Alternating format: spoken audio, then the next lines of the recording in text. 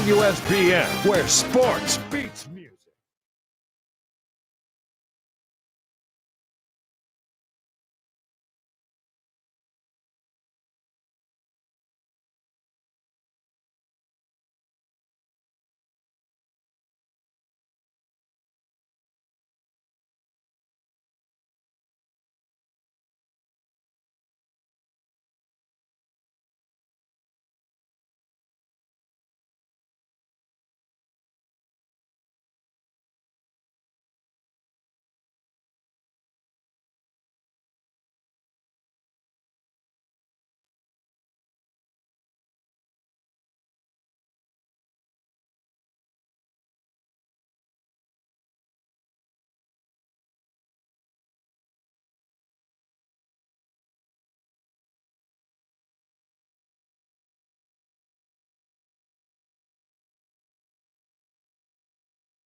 Every day from 4 to 6, here's some of what you're missing. Remember Soldier Boy, February the 28th, he tweeted at 1:18 in the morning, rap game faker than WWE. And then Randy Orton jumps in. Fake? Dare this to step up. He don't like movies? Consider us actors that do stunts without pads 200 days a year. Then Soldier Boy fires back. Do you know who the I am? Don't play with me, Randy Orton. Randy Orton retweets it and says, Crank That came out in 07. Hats off to you, my dude. Here's the thing, though. I like rap, whether it's Tucci, Meek, Jay-Z, but you call what I do to survive fake? Come to my world and say that. Dare ya. What does Randy Orton want from this? All roads lead back to we live in a day and time where we don't have enough to worry about, so we worry about crap like this. Shows sports talk. There's nothing else like it. Welcome in to SST. Hello, sports fans. What would you say you do here? Sports. The only local sports talk in the shoals with Jordan Campbell and Chuck Hammer. Gentlemen, start your engines. High school, college, and the pros. Chuck and Jordan talk it all. Want to be part of the show? You're talking Macho Madness. Call or text 256-764-1340. You got what I need. Here comes the brand new flavor in your ear. Time for new flavor in your ear. Total coverage. Football, basketball, A baseball. whole day of sports.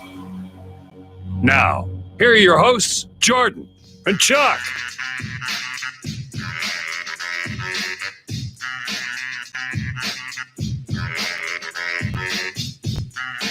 What's up? It's a full 2 on a Monday. Jordan Campbell alongside Chuck Hammer. 256-764-1340 is the number to call or text. Let us get the show off the ground. Give us a segment, and then we'll take your calls. We'll take your texts the rest of the way. Chuck, a lot happened this weekend. What was the most exciting sports thing that happened to you this weekend?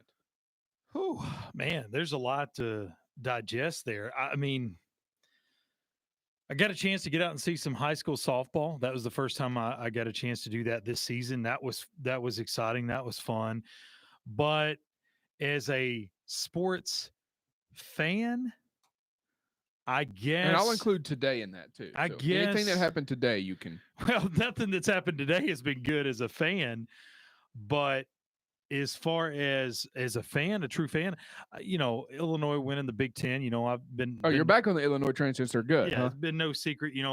I've been a big Illinois fan for a long time, and it's nice to see them having success again and winning the Big Ten tournament, which they were going to get a 1 seed no matter what. They had to win one game in the tournament, and they obviously did that before the weekend. They did that on Friday night.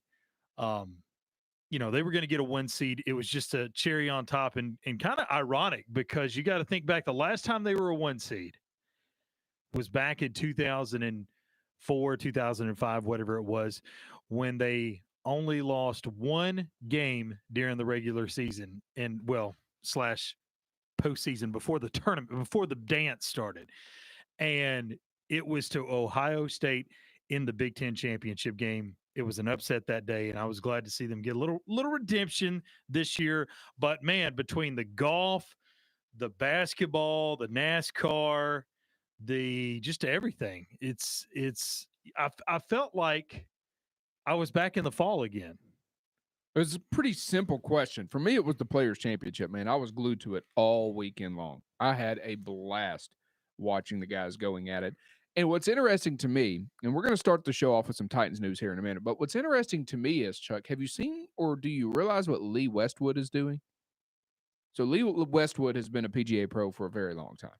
He's been on the tour for a very, very long time.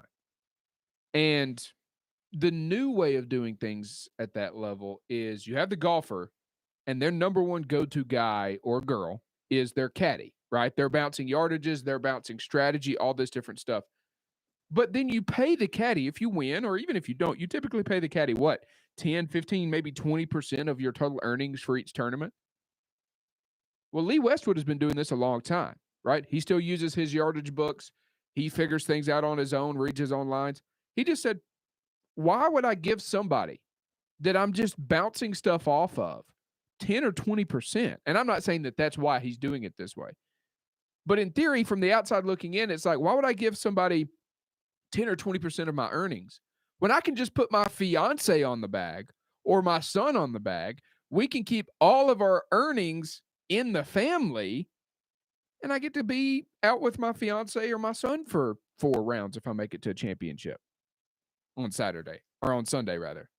To me, it seems genius. And by the way, the guy's finished second the last 2 rounds with his fiance on the back. Now, she's a sports psychologist, and I'm sure that has an impact on his game. But in terms of reading yardages and doing club decisions, dude, it is all Lee, and it's been working. He's playing good golf. Now, he was in position to win this tournament, kind of dropped the ball, right? Well, let's be clear here. It's working for him to a certain degree. I mean, the guy is 44 and he has 2 tour wins. Yeah, but he's also finished second. You know how much money he's made the last 2 weekends? No doubt about it. How much money has he made the last 2 weekends? He's finished second a lot. But how much money has he made the last 2 weekends? Maybe the caddy's the difference. And do you know the answer to this question? I don't know. $2.6 million over the past 2 weekends. Give me second place every time. He's finished second in the Masters, tied for third in the PGA Championship, third in the U.S. Open, and second in the U.S. Open. Sounds like if he got himself a caddy, get him over the hump. Oh, you think so? Maybe. Bryson DeChambeau has a caddy. Where did he finish in this tournament? I'm just saying. He finished behind Lee Westwood. Now, Lee Westwood has been killing it. I will give him this. He has been killing it on the European Tour. So he's got 25 European Tour wins. So, are you really going to say that he needs to get a caddy? I think this is genius. What is a caddy going to do for him? Look, a caddy does not do what a caddy's not going to keep him from hitting balls into the water. That's all Lee. I don't know how much you watched of him on Sunday, but the bad shots were not club selection. He wasn't leaving to get 20 yards short because his caddy said, we'll use an 8-iron here, and it's obviously a 6-iron hole. It was because he was not swinging it well. Well, but to be fair, also, I think that there's a lot of guys out there that have family members or people like that on the bag, right? I mean, I think Brooks Koepka did for a while. I've seen brothers and sons. I mean, I'm not saying it's a regular occurrence, but it's not like it's unheard of somebody doing that. No, it's not unheard of somebody doing that. No, it's not. I think and I wonder what Stuart Sink won earlier in this season. Was his son not on the back for that and I don't know if what the arrangement is between those two when they do it. I got to think that it's probably not as lucrative as a regular caddy, but I mean, look, other guys have done it. He's clearly doing it. I don't know why it's not more widely done. Some guys need that caddy to bounce ideas off of that they trust with their yardages. But Lee Westwood, like you mentioned, he's what, 45? Yeah, 47. Like, what is it? 47. What is a caddy going? A caddy is not going to take him from second place the past 2 weekends to first place. And as a matter of fact, if he had a caddy that he was having to pay 10% to, that he wasn't keeping money in the family, he's losing money even if he wins the past 2 weekends. Hot take is this, man. If you get to a certain age on the tour, do it yourself. That's what Lee Westwood is doing. Now, I know he didn't win the tournament. Justin Thomas won yesterday. Justin Thomas played lights out. Lights out down the street. He played great golf when he needed to play great golf. But come on now. I think it's a great strategy by Westwood. But to be fair, not everybody can do it. Some of these guys have only won because of the caddy that they have. So it is what it is. But none of that is where I wanted to open the show today. None of that is where I wanted to open the show. I wonder if maybe that played in part to why he's not married to his previous wife. Maybe she was on the bag and giving bad advice at some point. Could be it. Could be it. I haven't done research into Lee Westwood's marital status. I'm just saying. I don't know if she was on the bag at some point, but maybe that's why. And at that point, I don't know. It may be cheaper to have a caddy than an ex-wife. So. It could be. It could be. So Big Cat writes in and says, Chuck just sits on the fence. We want hot takes. So are you ready to bring hot takes today? I know you got some. Well, yeah, sure. I mean, okay. I don't know how I could have been too hot with that first one. I mean, other than I guess I could have come out the gate and been like, look, I was watching some mean racing this weekend. You know what? Here's the deal, okay? Chuck and I try and do a show that is contrary to a lot of shows.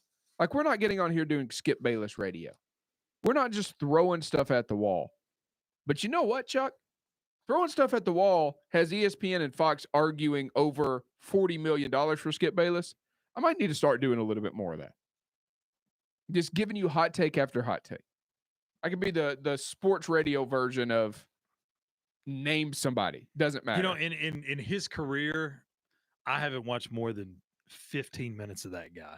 It's incredible. But I mean, he must bring eyeballs to the table. I mean, they wouldn't pay him that much if he wasn't popular. Somebody has to be. I know he's kind of a villain too. Somebody has to be the idiot that everybody hates. Yeah. And Skip Bayless, from what I understand, is one of the most likable guys you'll ever meet. He's an industry professional, but he's done a good job. And look, Chuck, it's not just him. A lot of people have picked a lane, and they are being paid for as much as they're hated as they are being paid for as much as they're loved. Well, you don't get paid to be very few people. I'll say very few, because I think Dan Patrick's one of those guys that is this, but very few people are authentic nowadays. But Dan Patrick is authentic. I think, but Dan he Patrick can be. Is. Dan Patrick has played every single role in the sports media landscape that you can possibly play. He's loved. He is loved, right? But there, I mean, for example, right? Like Clay Travis is one of those guys, Chuck. No denying it. You either love Clay Travis or hate Clay Travis. I don't know how many people are on the fence about Clay. You either love him or you hate him. I think the same thing is true for Colin Cowherd. You either love him or you hate him. Dan Patrick is one of those guys that you can be on the fence about. I don't know anybody that absolutely hates Dan Patrick, but, you know, it is what it is. What I'm saying is I'm going to start throwing some more hot takes at people's faces and see if I can get a couple $40 million offers, conversations going around. Les texts in and says, you were doing better than last Monday. Well, I'm glad that we got the approval of Les. I don't know if you guys know this or not, but Les is a part-time producer on the show. And so we appreciate when Les gives us his insight. He's been with us a long time, so I really do take what Les says. I did think about putting a hockey game on, and then I thought that Les would be pretty upset about that. But, Les, I will say this. The NCAA tournament starting for the women pretty soon, so we may have some of those. You never know. May have some of those women games on. So you never know when we're going to get Iona's women on the radio. Nothing against Iona's women. It's just I couldn't tell you anything about them. I only watched 2 women's basketball teams, Alabama and UNA. That's not where I wanted to start today. Okay, that's not. None of this is where I wanted to start the show. It's supposed to be a simple. How you doing? What did you watch over the weekend? Okay. How do we feel about what's happening with the Tennessee Titans in terms of free agency? That's where I wanted to start the show today. Expected. As it stands right now, Chuck, they're not going to bring back anybody that we consider a key/integral part of the past 2 seasons. No, and I'll go through the short list for you. Daquan Jones, gone. Jaylen Brown, gone. Jayon Brown, excuse me. Corey Davis. Now, correct me if I'm wrong. The only guy that we know that has signed elsewhere right now is Jonnu Smith. Right, but the word on the street to most of these guys are good luck. Essentially, yes. Yeah. Essentially, it is. But I'm just saying, just in terms of straight, what we know 100% fact. Yeah, but Davis has gone, Jones is gone, but there is a slight possibility, and it's not going to happen. but you can't mark it off until they sign somewhere else. No, that they're going to Daquan come Jones back. is going to end up in Atlanta. I think I know that the connection between Dean Pease and what they're building down there, they really like him. Daquan Jones and Jayon Brown, yeah, I guess there's still a chance. I don't see them coming back. And then, of course, the two big offensive pieces with Jonnu Smith and Corey Davis. Jonnu signing a 5-year, or at least, he agreed to a 4-year, $50 million contract with the New England Patriots. By the way, the Patriots said, get the heck out of the way.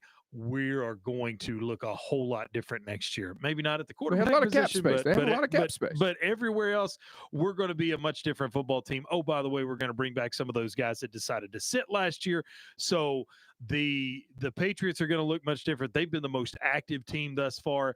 The Titans are tied for first in least active teams because they've not signed anybody. I would like to see them, if they could get it done, restructure the Tannehill deal if they could. But right now with roughly $17 million in cap space, and you've got a draft to account for, I don't know what you do. I don't know what you can do. Well, I told you just a couple minutes ago that I was going to start giving you some hot takes. So here's my hot take. Big Cat texts in and says, is this a rebuild for the Titans, or are we still contending? You want my hot take on this? As it stands, until we see what happens with this offseason, the Titans, in terms of their window, has shut. And the reason I say that is you knew you were going to have to pay people. You were going to have to pay Tannehill if he played well. He played well, so what did you have to do? You had to pay him. You were going to have to pay Henry if you wanted to keep him around. That's the big one. That's the big one. And you paid Henry, you kept him around. You've got, I don't know, multi-millions invested in your left tackle, right? You didn't have a whole lot of money invested in your defense, and what you did have, you just cut it in the form of Malcolm Butler, right? That was the big money guy that you had there. Titans still don't have just a ton of money invested on the defensive side in terms of long-term money. No, I mean, the big money right now defensively goes to Adoree and Kevin Byard. But I tell you, the defense isn't what scares me, other than the fact that the way they played last year on the field. I mean, at least you have personnel there. You and I were talking about it on Friday, and it's come to fruition at least to this point, is you legitimately have one receiver left. Yeah, you have one good receiver left. And here's the deal with the Titans. They're going to sign some guys. But here is where things got hairy for the Titans. They didn't clear the cap space because they wanted to keep these units together based off what you saw in 2018, 2019, right? You wanted to keep those guys together because you thought this was the team that could contend. And guess what, Chuck? It was. It was. In the past 2 seasons, you won the division, won double-digit games, played in the AFC Championship. Those are all teams that are in contention for a Super Bowl. I know you lost in the first round of the playoffs in 2020, but you were in contention. And they wanted to keep these teams together, especially on the offensive side, because they thought, well, defensively, we've got enough talent on rookie deals that we can contend the way it is. These guys are playing above what we're being paid, et cetera, et cetera. Now, you have gotten to a point where some of these rookie deals on the offensive side, you couldn't afford to pay. So they were never going to bring back Jonnu Smith at what the Patriots paid him for. No. It wasn't going to happen. Corey Davis is a guy that I've said for a long time, you cannot let that guy walk. Guess what? They let him walk. They did. When you take a look at this, the thing that stands out to me that hurt this Titans team the most, in my estimation, was the salary cap going down. If the salary cap had continued to climb, you can keep a Corey Davis. Well, you could keep a Jonnu Smith. One of those two guys. You could have kept one of the two guys. But instead of it being 198 like it was last year, going down to 182.5, that hurt a Titans team that had to pay Tannehill, that had to pay Henry, that is paying Byard, that had to pay Lewan. Had it stayed at what it was or been similar to what it was, I think you keep one of those two guys because you could pay them a certain amount and still have money to add an edge rusher. As it stands right now, Chuck, I think the Titans are going to finish at best second in the AFC South. I'm not sure that they're going to make the playoffs. I would hope second in the AFC South is good enough for a wild card spot. Maybe it is. I think offensively you still have enough talent there, depending on what you do with the right tackle position. It's probably going to be Kelly, but you would expect the Titans to go after an offensive lineman that could potentially play in 2021. I don't know. But I think you're going to see a lot of these rookies. Excuse me. I think you're going to see a lot of these rookies that are put on notice this year. And it may be guys that are being brought in. We're going to the phone lines. I think this is JJ. Who do we have on the line today? Well, Jordan, I hate to interrupt your football talk, but Alabama men's basketball just cut down some more nets. How do you feel about the meteoric rise of Nate Oates? Did you expect this? Do what? Did you expect this quickly from Nate Oates? No, I didn't expect it, but like I said on the show before, he reminds me of Billy Donovan. That's who he reminds me of. Same type of deal. Young coach, modern system, good recruiter, and turning around a basketball school. Turning around a school whose basketball program's been down a long time. No, I didn't expect it, but I'm glad it's there. And I'm glad Alabama won the tournament, because if they didn't, they wouldn't have been conference champions. I mean, that really got on my skin during this whole postseason conference tournament weekend, is that every announcer I heard always talked about, well, they're playing for the conference championship. The champions of the conference are, when they didn't even win the regular season. So you're telling me Alabama at 16-2, if they would have gotten beat by LSU, then LSU, who was, I don't know, what were they, 12-6 or whatever they were, they would have been your conference champions. It would have been conference tournament champions. Yeah, I mean, in terms that's of the way, not what they said, though. I know that, but that's not what they kept saying. Yeah, they kept saying your conference champions are, and that just really got under my skin. Let me ask you this, JJ. Just really, it's not accurate. Let me just ask you this, because it's essentially semantics, and I agree with you to a certain extent, but it's essentially semantics. Auburn beats Alabama, and I'm not doing this to bring up any old news, but in 2018, Auburn beats Alabama and is the SEC West champion. They lose to Georgia in the SEC championship game in football, right? And I know it's football. You don't play as many of the teams from the other, there's divisions in football, et cetera, right? Would you or did you make fun of Auburn for putting up an SEC West champions banner in their locker room? No, I never did that. No, they then you're consistent. They won that. No, there's nothing wrong with that. I don't know. Did somebody do that? Oh my goodness. Well, they're Alabama fans. Well, I didn't pay attention. If you win, in football, if you win your division, you should put a banner up. I mean, the SEC West is much tougher than just about anything else college football has to offer. Yeah, I agree. So hey, you're consistent. You're consistent. Then you should hang a banner. Yeah, you're consistent. Because there were a lot of people. There were a lot of people who made fun of Auburn for putting up an SEC, Western champion thing, and that's essentially, if you win the SEC West, I mean, even if you lose in the SEC championship game, most people who know the difference between the SEC West and the SEC East would give you credence as the SEC champion, no matter what happens in a one-game sample size. Now, I know football is a one-game sample size sport simply because of the physicality of it, but ultimately, it's a one-game sample size championship that, I mean, you didn't have to win a tournament to get there. You just had to be the best team, and maybe you got a draw where you weren't taking on the toughest teams from the opposing division throughout the regular season there. But you're being consistent, and that's all I'm asking for. And I expected you to be consistent, JJ. You've called the show long enough for me to know. Yeah, well, if somebody's making fun of that, they don't know what you're talking about. A lot of people don't know what they're talking about. No, they don't know what you're talking about. Hey, another thing, I don't think Nate Oates has much respect for Will Wade at LSU. He proved that at the end of the game. I don't think he does, and I don't think many coaches around the league do, to be honest with you. I mean, I don't know. He just rubs people the wrong way, and I think it's got something to do with the way he's run his program and all that stuff.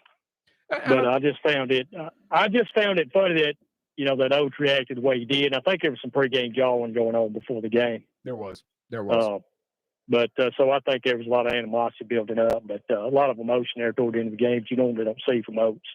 And I genuinely don't think he likes Will Wade. No, he's a hard guy to like. He's a hard guy to like. He is, man. He is, man. I mean, when he still got a job. Exactly. When really he should. Exactly. So I think I think that's got a lot to do with it. Yeah. Anyway, I'm glad Alabama's the conference champions. Hey, one more thing, Jordan. Do the football meatheads know the difference between a basketball and a golf ball? No, I don't think so. I don't think we did either. Hang in there, Jordan. All right, JJ. Good to hear from you, buddy. Bye-bye. 256-764-1340 is the number to call or text. Now, JJ says he calls the listener, and we do have a lot of people that call and talk talk football. We're talking football here today, talking NFL free agency, but I saw a ton of reaction on social media from a lot of people that I don't know. That might have been the first basketball game they watched all season long yesterday. Just to be frank, Chuck, I know of a lot of people who watched a lot of basketball.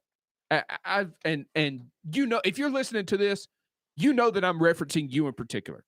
And if you're not listening to this, you know exactly who I'm referencing. There are people who've watched Alabama play basketball all season long who are idiots, complete and total idiots. Don't understand the game, don't understand how Alabama got to where they are, don't understand what it takes to win the SEC regular season championship or the conference championship in terms of the tournament.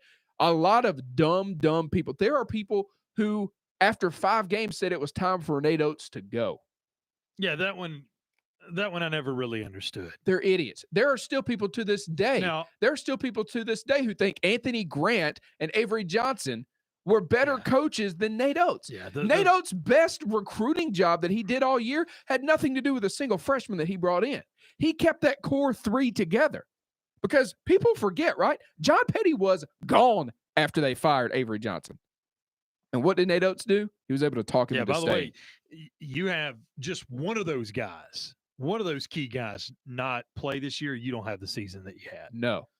Because this isn't a team dominated by a singular player. Now, experienced guard play. Was really good. Player of the year. Probably should have been the MVP of the SEC tournament. Criminally just went off.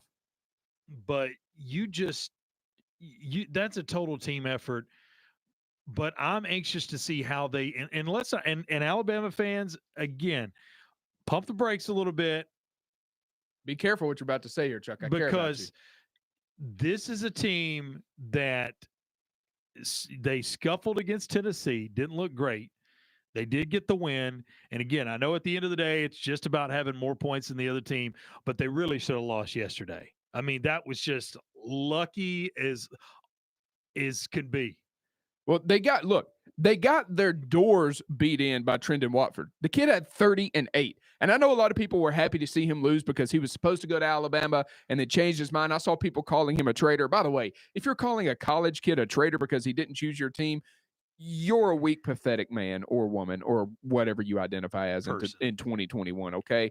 I'm not trying to assume your gender. Here's this. I assume that you're an idiot if you called him a traitor because he didn't go to your school. But they got their doors beat in by him.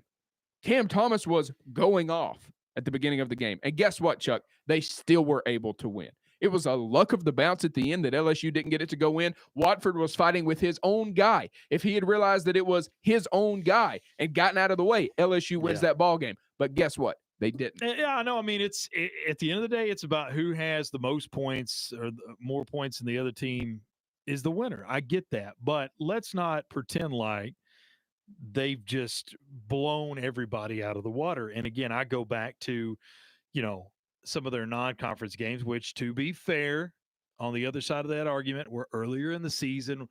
Maybe they weren't playing as well, but I want to see this team against other schools not in the SEC. Looking at some of the SEC draws, Jordan, I don't know how the SEC fares in this tournament. They got some really tough draws. They'll fare as well as they will fare as well as they always do, man. Arkansas is a legitimately good team. Arkansas is a legit team. I don't know how well Missouri's going to do. Kellogg was calling Colgate a winner yesterday as the bracket was announced. For who they drew? Yeah, Arkansas and Colgate. Yeah. All right, Clark Kellogg. If you think that Colgate is going to beat Arkansas, I mean, Colgate's 14-1. That's 15 games. Arkansas is 22-6 playing the SEC, which you could say what you want, but all the metrics tell you the SEC is not as bad as you would like to claim it to be.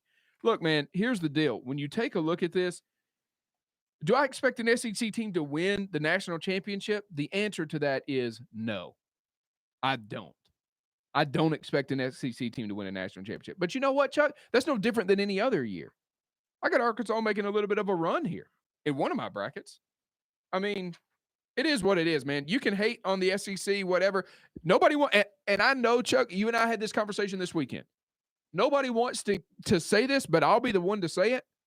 Yeah, Alabama barely beat LSU, but they did it without one of their starters who went down the game before in Joshua Primo. One of their starters. Are we not giving any credit to that they had somebody step up and were able to win the game, down a starter, down a heavy minutes player? Or are we just going to say, well, he wasn't that important? I mean, if we want to do that, we can. Now, I don't know what that's going to mean for the tournament. I don't know when or if he's going to be back. They did without him. I don't know, obviously, I didn't look at the statistics. I don't know who stepped up in his place. Keon Ellis was 6 for 8. Yeah. So there's your Keon Ellis played well. There's your player that stepped up and stepped in. Now the Tennessee game, they were missing a very key player who was maliciously taken out in that Florida game. So it is what I mean. Alabama deserves the credit that they're getting because they ended up being on top at the end of the day, and that's all that matters. But I will say this: I thought it was getting a little crazy when the talk started of them being worthy of a 1 seed. That's Alabama. That's a bridge a little too far for me. The only one that I think you could argue with maybe is Michigan. Michigan would probably be Michigan's the only 20-4. Yeah, that'd be the only one that you could even. They were close, man. I mean, look, if Alabama had gotten a 1 seed over a Michigan, I mean, it is what it is. Michigan, had that awful loss to Illinois, right? Or they got their doors beat in by Illinois earlier. But I mean, but you couldn't put them over Gonzaga. I mean, clearly the 3 or 4 1 seeds you felt real confident about with Illinois, Baylor. I didn't realize Illinois was 23-6. Yeah. Who were their losses to? We'll look at it in a minute. All Big Ten teams. Well, and Baylor. They lost to Baylor too. Yeah. So. All right, let's go to the phones. The Iron City Assassin, Bill, what's up? Hey guys, great to talk to you. I'm going to do my usual. I'm not a Bama fan, but I'm going to be honest. Congrats, you won. But I'm going to be a jerk too. You lucky. I mean, 1 basket and you lose. 1 basket and you lose. So I don't want to hear about how. I'm not saying you guys are saying it, and I'm not saying anybody's saying it, but. Thoughts are, oh, Bama, they're great. Oh, Bama, they're great. No, they're not. They're not. They can be beaten. They can be beaten. And Chuck, you stole some of my thunder because the very point I was going to make while I was listening was, but they were down this great guy, and that's why it was such a close game. And I look at that Tennessee game, and that kid that plays so awesome, and he took that nasty, nasty hit to his face and had to sit there on the sidelines and watched. In Tennessee, I feel horrible for you, but you self-destructed. You had Bama on the ropes, and you didn't put them away, and you really should have, because for most of the game, you were the better team. Just the way I feel.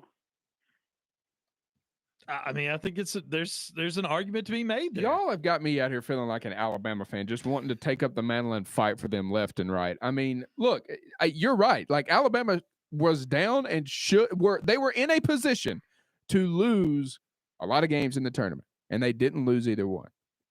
I mean, I just, as a Tennessee observer, a casual observer, again, college basketball is not my number one thing. I watch it starting about last Thursday is when I really get into it. And I'll watch it Me too. through March, right? I don't watch just a ton of regular season games. I watch Alabama and Auburn play when I can throughout the regular season. But all in all, like, Tennessee, I know that they were out one of their best players, but Alabama was out one of their best players against LSU too. I think Tennessee fans would tell you, hey, they've had some really good moments, but those teams have underachieved given what you've seen from some of the other teams that I would consider on par in terms of maybe prestige with other teams in the SEC, right? think about the teams that are on par with Tennessee. Auburn is probably one of those teams under Bruce Pearl. It now seems as if Nate Oates is one of those teams, or Alabama is one of those teams under Nate Oates. Maybe one or two more could be considered there. Arkansas, would you say Musselman and Arkansas are right there on that same level? Maybe you got 4 teams in that B tier underneath what we consider Kentucky to usually be as the A tier. Maybe a Florida. I don't know what you consider with Florida there, but Kentucky is number 1, and then maybe Florida's in that B tier. Like, Tennessee is routinely underperformed given what the other teams in that tier have been able to accomplish over the past 2 or 3 years. And this is just another example of Rick Barnes is a coach that, hey, if your coach leaves, you probably would be interested in getting a Rick Barnes, but ultimately, he's probably going to disappoint you at some point. Yeah. I'm telling you, he's been to the tournament 25 years of his career. And I think that says more about Rick Barnes in Tennessee than it does about. But I mean, he's a guy that's just always been known that he can't win the big one. And how many people have we seen like that, guys? I'll be the first one to say it right here and now. I mean, on paper and from what they've done, Bama's better than Tennessee in college basketball this year. But this year.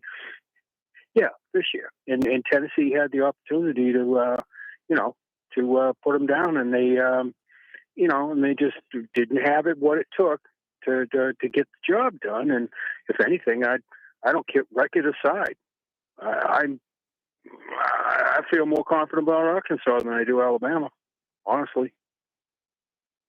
You know what? Honestly, when you take a look at that, like I've made 2 brackets. Not that anybody cares, right? And again, a lot of me making a bracket is just simply throwing doo-doo at a wall and hoping something sticks, By the right? way, if you want to do a bracket or anybody wants to do a bracket, fill one out and take a picture of it and send it to us. Yeah, send it to us. 256-764-1340. We might do a Fox Sports Shoals Sports Talk just bracket challenge. Yeah, just for funsies. Or we could probably set one up somewhere. Like you could probably set one up on ESPN or something. But either way, like Arkansas is playing pretty decent basketball. I think the thing that kills Alabama is a lot of people, there's 2 sides. A lot of people are going to say, well, they live by the 3 and die by the 3. And if they're not shooting well, they can't figure out ways to win. And I get that. But today's basketball is so geared towards shooting the 3-pointer. How many of these top teams, like not everybody's Virginia anymore. More teams are trying to get out and run. Part of the reason Miami of Ohio is even – no, not Miami of Ohio. Regular Ohio. Just regular Ohio is even in this tournament is because of how up-tempo they play and how many threes they get up there. Like that is the MO in college basketball now is let's get down there and get as many threes up as we can. Open threes. Let's move the ball around till we get open threes. I don't think Alabama's living and dying by the 3 any more than anybody else in terms of some of those top-tier teams. Yes, there are teams who have shot less three-pointers than Alabama has.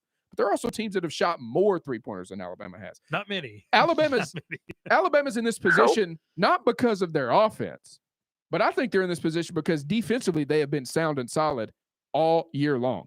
And they're going to continue being sound and solid defensively. And I think that's why when you get to the tournament, you could see Bama beat an Iona and a Maryland and maybe either a Texas or a BYU in the Sweet 16 because of their defense. Now, I don't think Alabama's going to get to the Elite 8. I don't think that they're necessarily going to get to the Final 4.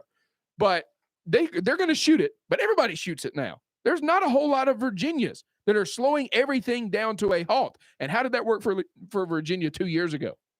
Who did they lose to in the first round as a 1 seed? So, look, man, everybody's going to shoot this thing. Everybody's going to be on a neutral field or a neutral floor. Like, I'm not ready to discredit Alabama just yet. Now, watch me say that and Rick Pitino and Iona blow the doors off of them in the first round. It could happen. That is so funny, and I guess, what cracks me up is that I'm thinking from my generation, old school basketball is back in the days of Bird and Larry and Larry Bird and Magic, where you had all these creative offenses where people who sacrificed, gave up the ball, ran beautiful friggin', pick and rolls and, gorgeous, magical, fun watching basketball. It was so entertaining where, nobody, they fed off each other and they made each other great with their talents, And today in today's basketball is I'm going to get mine. I'm going to get up the court and shoot. I'm going to get up the court and shoot. no creativity. Just well, he's going to shoot. Well, you're going to stop him. Well, he's going to shoot. I'm sorry, it's kind of old school, but I can't believe 70s and 80s is old school, but apparently it is. 70s and 80s in today's basketball, it really is. And look, we've talked about this before in the game of basketball, right? It's not my favorite brand of basketball. Running and gutting and shooting the three. It's not. I've always been a fan, and it's probably because I've always been a little guy in the game of basketball. 5'10" for like the past 20 years. Like that's how tall I've been. I've never been mistaken for a post. Not even a 4. Not even a 3. I've been a 1 or a 2 my entire life.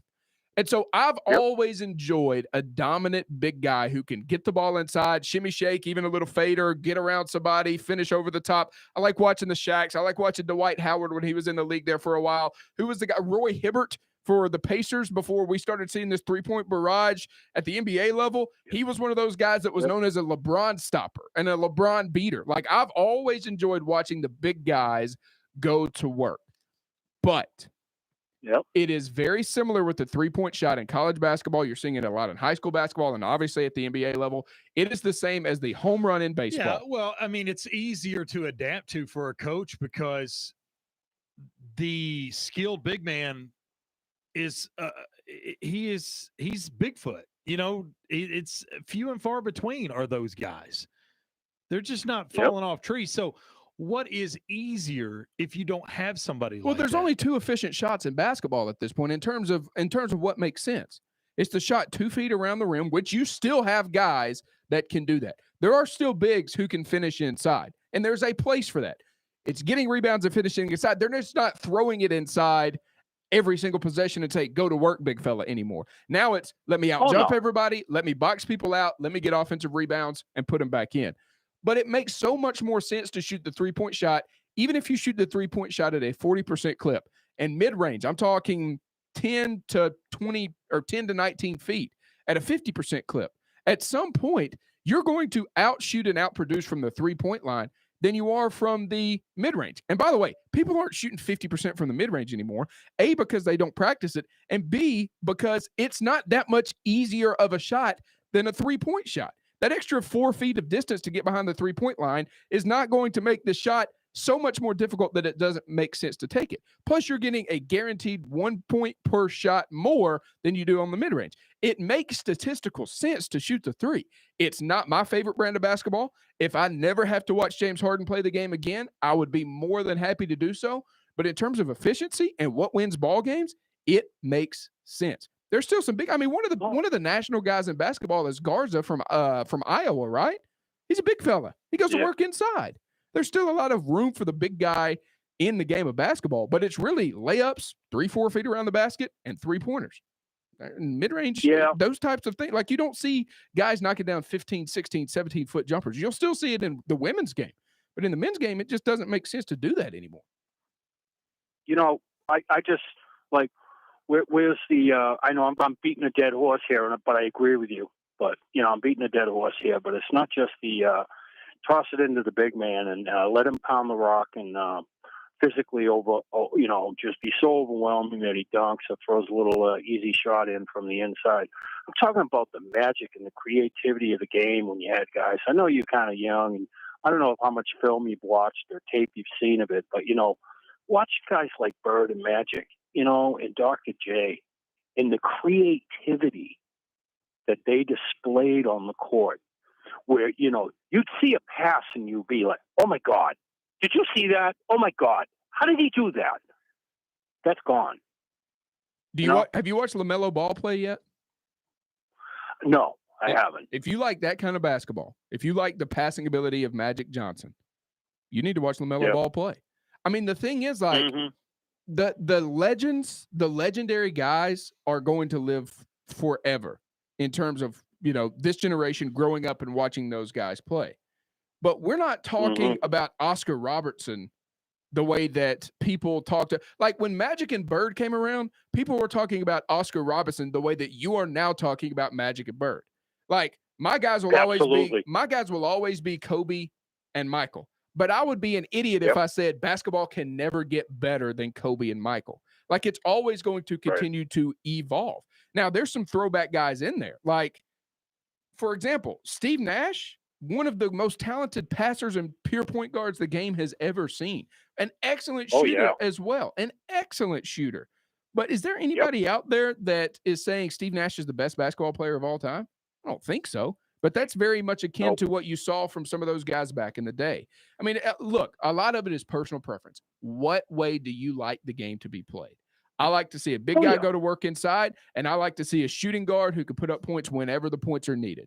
But there are other people who are like, well, I'm a big passer. Like, I like to watch guys move the ball around and dish it up the floor.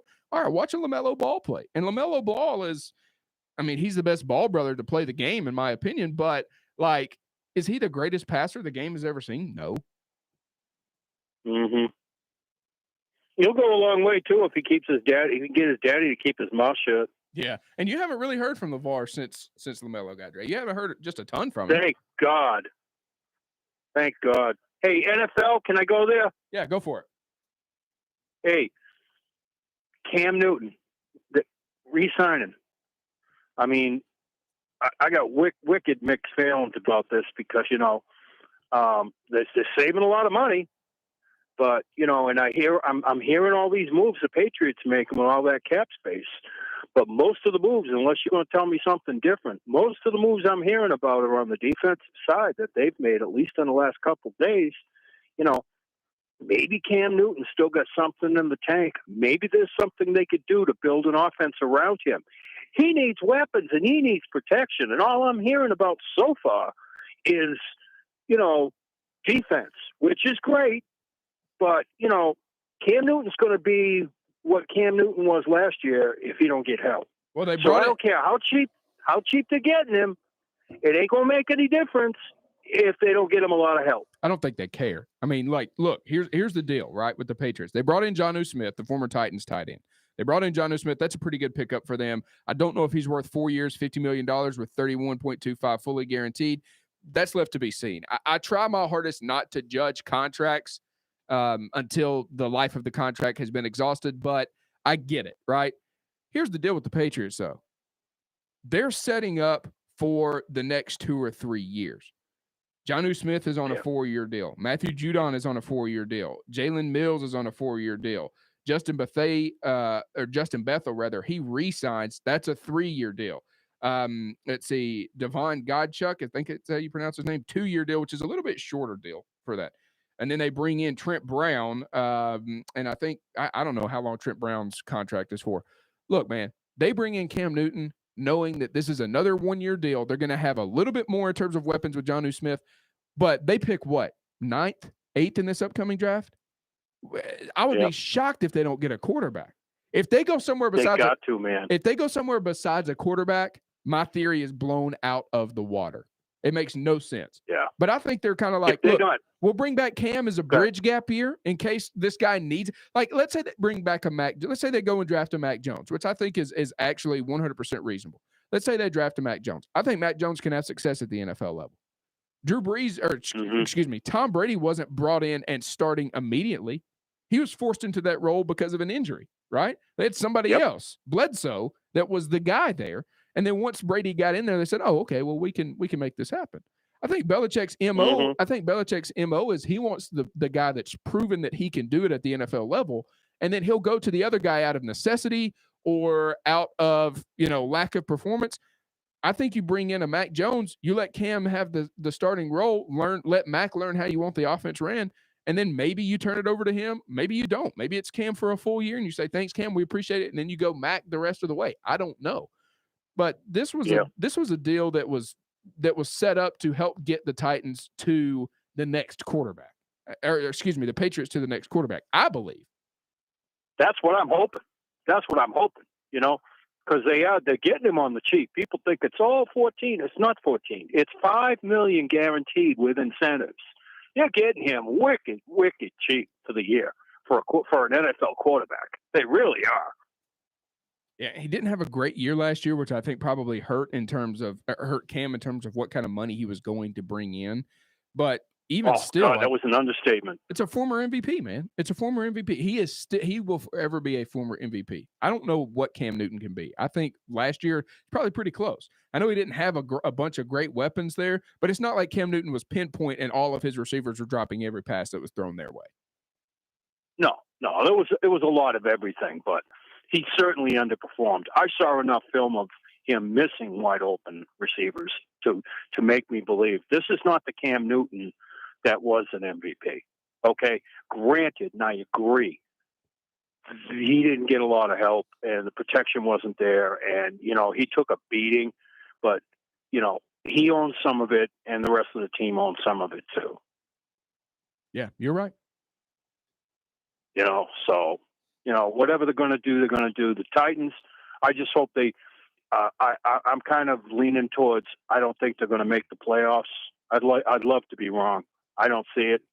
I think they're going to be, mediocre at best this year. I see a fall off there. Unless they hit on every draft pick. I hope I'm wrong. They're going to have to hit, like, they cannot have any misses, man. Free agency wise. But I think you're limited in terms of what you do free agency wise, right? Well, they're going to bring people in. They have to bring people in. Yes, I agree with you. But I think they're like, I don't know what type of big name guy that they're going to bring in. Like, I could be wrong there. Like, there could be somebody that I'm just not seeing. But they've got, $17 million in cap space? And we know that there is going to be some residual effect from the guys that they draft. It's not going to be a lot. Chuck and I looked at how that works out in terms of the salary cap and what salary you're paying draftees based off, the salary cap hit. But are there a bunch of guys that you think, like, can you pay a guy 4 years, $20 million a year right now? Which is that's not what the Titans would do. But could you bring it? I mean, like, for example, Vic Beasley was what, $11 million? You can't take a flyer on a Vic Beasley when you've got $17 million worth of cap space and 11 of it goes to a guy that you're hoping works out. Like, yeah. Jadeveon Clowney was kind of one of those guys that you were hoping you would get better production from. You can't give $18 million to a guy this year. You don't have that space, given that you still have the draft out there. They didn't tag anybody. Mm-hmm. Like, to me, like, I think, yes, they're probably going to bring in a couple guys. They have to bring in a couple guys in free agency.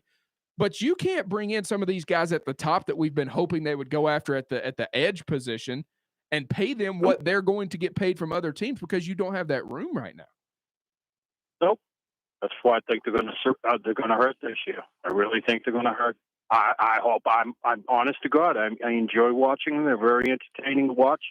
They have been wonderful to follow the last 2 years, and I've rooted for them. But I'm just being practical, and in my mind, what I'm seeing and what is and isn't getting done in this off season.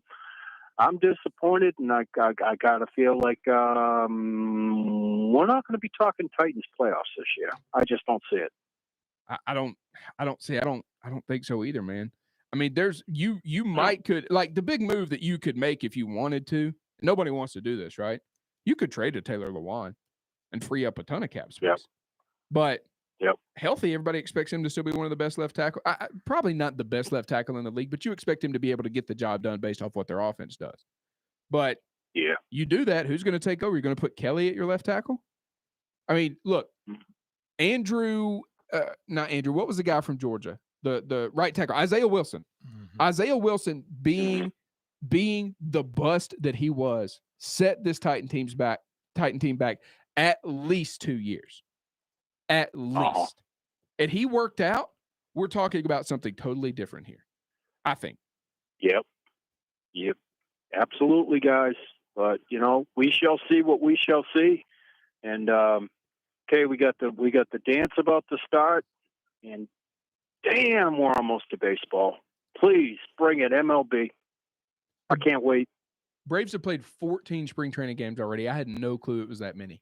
I was looking at the Grapefruit League today. They played 14. Did they really? Yeah, playing for about 2.5 weeks now. 14 games. It just doesn't seem like they've played that many spring training games. But, yeah, they've played 14 spring training games already, man.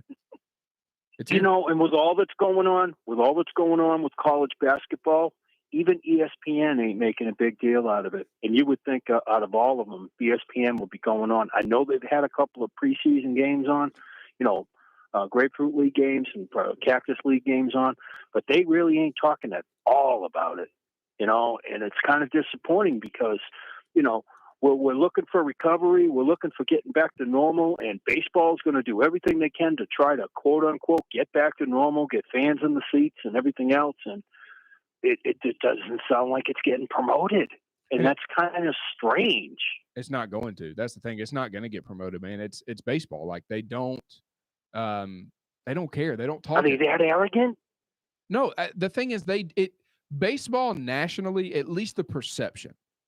Baseball nationally does not make a blip on the national sports talk radar. Tell me the last time that you were listening to a national radio host. Well, it depends on where you live, buddy. Okay. Tell me the last time that you were listening to a national sports radio host and they went 15, 20 minutes on baseball. They just don't. Now, if you listen to regional sports radio guys, they'll talk. We talk a ton of baseball here. Same thing for WEEI. Same thing for the Pittsburgh. Right. They're going to talk it regionally. They're just not going to talk it nationally because nobody who is a Braves fan cares what happens in Seattle. They just don't. All right, I'm going to be a jerk here. I wasn't going to bring it up, but you gave me a great segue, so I'm going to say it. All right? We got over 250 days a year of listening to Oliver go on about college football. All right? Mm-hmm. Now, I get it. The South. College football is everything. It's all, it's all world. It's everything. That's what we got to talk. But how many times all year long during the off season can you keep going on and on and on about college football when there's months and months and months before anything going to happen that's going to even make a newspaper? But every day it's still getting talked about. Yeah, but you hit the nail on the head. It's ad nauseum, man. But you hit the nail on the head there, Bill. You hit the nail on the head. We don't program Fox National, and Fox National would never put Chuck Oliver on. But a regional program, and you said, I get what you said. Your words were, I get college football is regional. Yes. That's exactly why he has a market. And that's why he has, 50 affiliates across the United States, Chuck? Because absolutely. In the South, college football season never ends, man. And I get it. Never ends, man. People don't want to talk about it. There's some people that want to just talk round. There's some people that are fans that love to watch the games, even go to the games on Saturday in the fall. And when the season ends, they turn the calendar and they go do something else. But there is a large segment. That's me. There's a large segment of the population down here that keeps up with the recruiting. That's one thing that I learned living somewhere else, living in other parts of the country, is you go somewhere else, a team's recruiting class is talked about, other than the massive super fans. A team's recruiting class is talked about one time a year when they announce the recruiting class signees. Down here, when Joe Smo is visiting Auburn, or whether somebody has verbaled at the game last weekend. I mean, there are so many people down here that care about that. So many more people down here that care about that than in other parts of the world where they like college football too. Don't get me wrong. They like it out west. They love it up north. They like it. But again, I think I said it best on SEC Saturdays when I first started. Said college football in any other part of the country is 1 day a week. It's 7 days a week. It's 7 days a week down here in the South. And Chuck, I could not agree with you more. And just to preface all that, I want to reassure you. I promise you, I am not another outside producer of your show, and I am not telling you how to do your job. I totally understand the relevance of it. I totally get why people listen. For everything that you guys just said, I understand it. It's simple. I just don't put the radio on during those hours because that's just not me. And everybody's got their own tastes, and it's no big deal. Okay, brother? Are you telling you how to do your job? I love you. No, I don't take it that way. I appreciate you calling, Bill. All right, guys. Have a great day. See you, buddy. Bye. All right. I know we've got a lot of phone calls. A lot of people want to get to phone calls. We're going to continue to take those. We need to get to a quick timeout here, okay?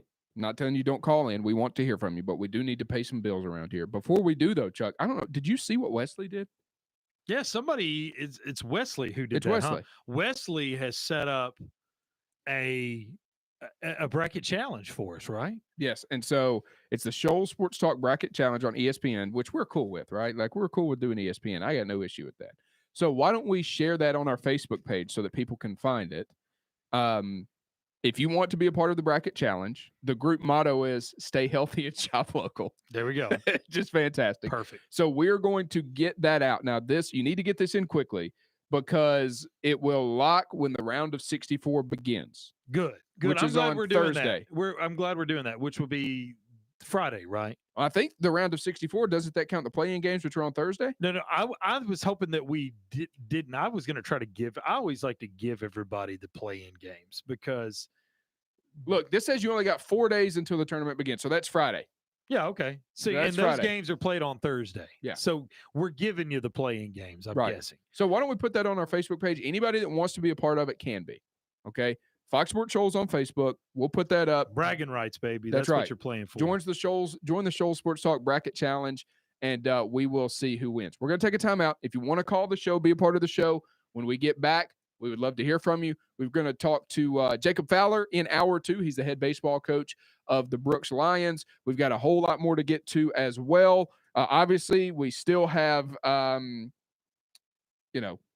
more NFL free agency stuff to talk about. I want to talk a little bit about Nate Oates. I'm going to give you some names. That's one thing that I'm going to do before we get off. That's what I've been doing. And by the way, on-the-fly research. who's one of those losses that Illinois has? Did you look and see? Which one? I mean, which one comes to mind, right? Illinois has 6 losses on the year. You're talking about their non-conference loss? Yeah. Yeah, they lost to Missouri. Yeah, they lost to Missouri. But the SEC is dog to do. Come on now. Like, and look, I'm not saying Illinois is one of the best teams. That was the 5th game of the year? Doesn't matter. It's one of the best teams. They're one of the best teams in college basketball. They got 6 losses. One of them's to an SEC school. But of course, we'll always make excuses for our programs. I do the exact same thing. Take a time out. We'll hear from you when we come back. Fox Sports Shoals, Florence, 97.9 FM, W250BY, and AM 1340, WSBM, where sports beats music.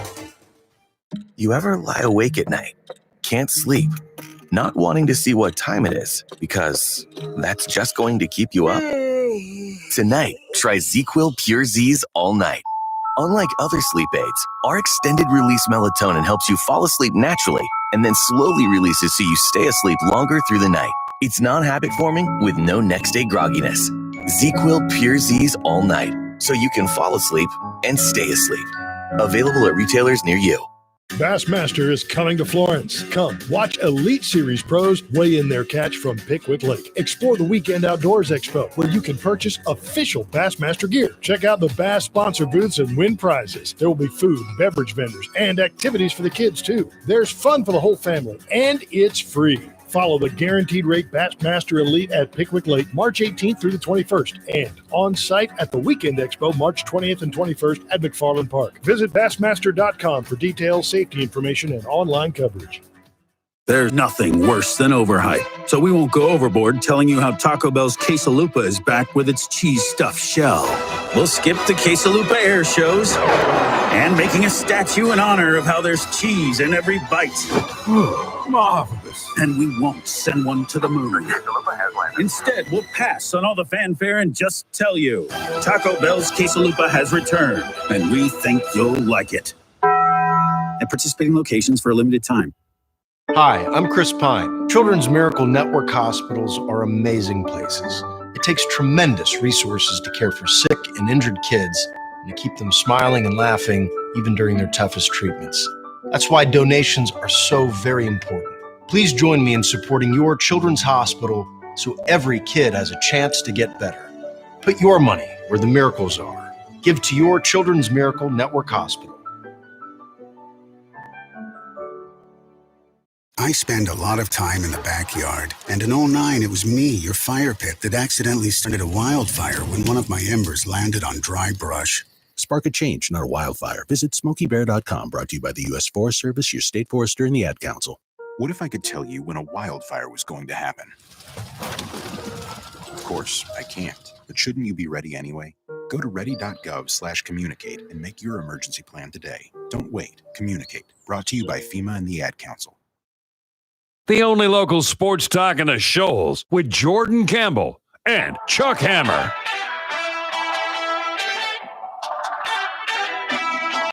Welcome back into the show. Sports Talk 256-764-1340 is the number to call or text if you would like to join the conversation. We'll go back to the phone lines. Steve joining us today. Steve, what's up, buddy? Hey, how y'all doing, guys? Pretty good, my man. Pretty good. What's on your mind today? Nothing much, man. Just kind of wanted to comment on Alabama basketball yesterday. Yeah. First off, super proud of the guys. It was a really good game yesterday.